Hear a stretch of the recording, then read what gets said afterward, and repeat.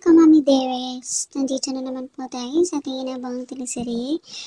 At syempre dahil sa ginawa ni Olive na pagbibintang sa kay Emma na nagnakaw ito ng necklace ni Moki kung saan di naman totoo at talagang ipinain niya lang yan para pagdating ng pulis hawak-hawak ni Emma yung kwentas. Kung kaya yun, hinuli itong si Emma at nakulong ito.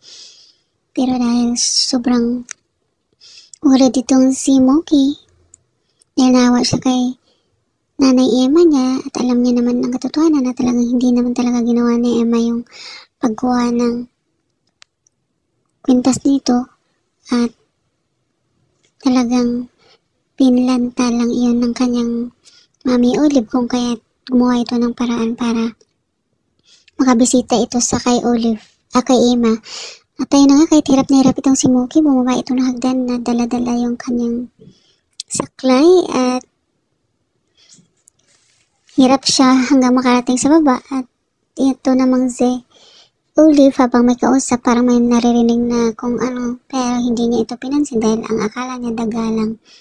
At hanggang nakarating itong si Moki doon sa gate kung saan nag-aantay yung kanyang kaibigan na may sasakyan, kung kaya tayo dali-dali itong pumasok sa kotse at nang paglabas naman ni Olive doon sa gate, wala na siyang nakita.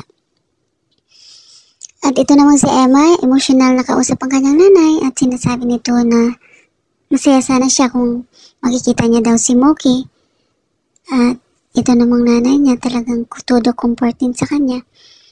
Dahil kahit sa kabila ng naging papaya itong ina sa kanyang dalawa pang anak, naiintindihan siya ni Emma dahil siyempre dahil sa hirap ng buhay at para mabigyan lang din ng magandang kinabukasan ng kanyang anak, kaya pinamigay niya ito sa iba. At I'm sure nagdududa ako na isa sa anak ng nanay ni Emma is si Olive, kasi parang wala ding magulang itong si Olive at parang pinabayaan din kung kahit ganyan yung pagtrato niya kay Moki dahil ayaw niyang mawalay si Moki sa kanya at ayaw niyang iiwanan siya nito kung kaya tini-inject niya ito ng mga gamot na hindi makalakad itong si Moki at para manatili lang ito sa loob ng bahay.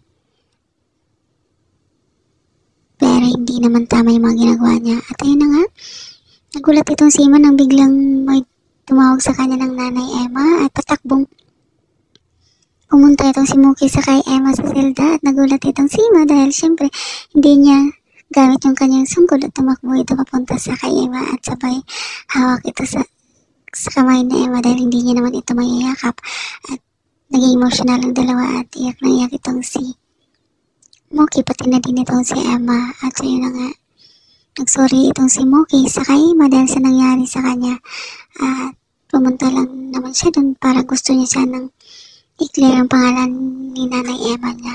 At ayun na nga, dahil worried din itong si Emma, pinaway niya na itong si Moki at sobrang napasalamat ito sa pagdalaw sa kanya.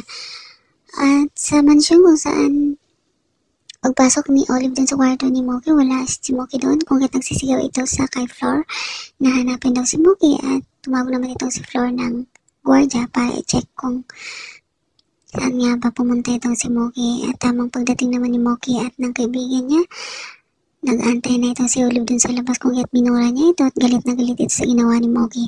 Ayun na guys, dahil sa mga ginawa ni Olive, bago yun, nakita din ni Emma yung pasa nito at sinabihan siya ng kaibigan niya kung ano man yung mga ginagawa sa kanya ng kanyang mami, kaya pwede niya sabihin kay kanino o magsumbong siya sa pulis para maimbestigahan. At ayun na nga, parang may nag-report sa kay Olive kung kaya't mayroong kumatok doon sa bahay nila, barangay, at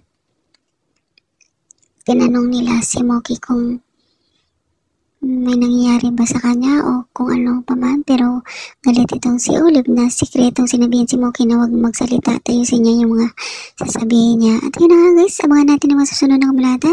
Thank you so much for watching. Please don't forget to like, subscribe, and press the bell button for you to notify on my next video. Thank you and bye!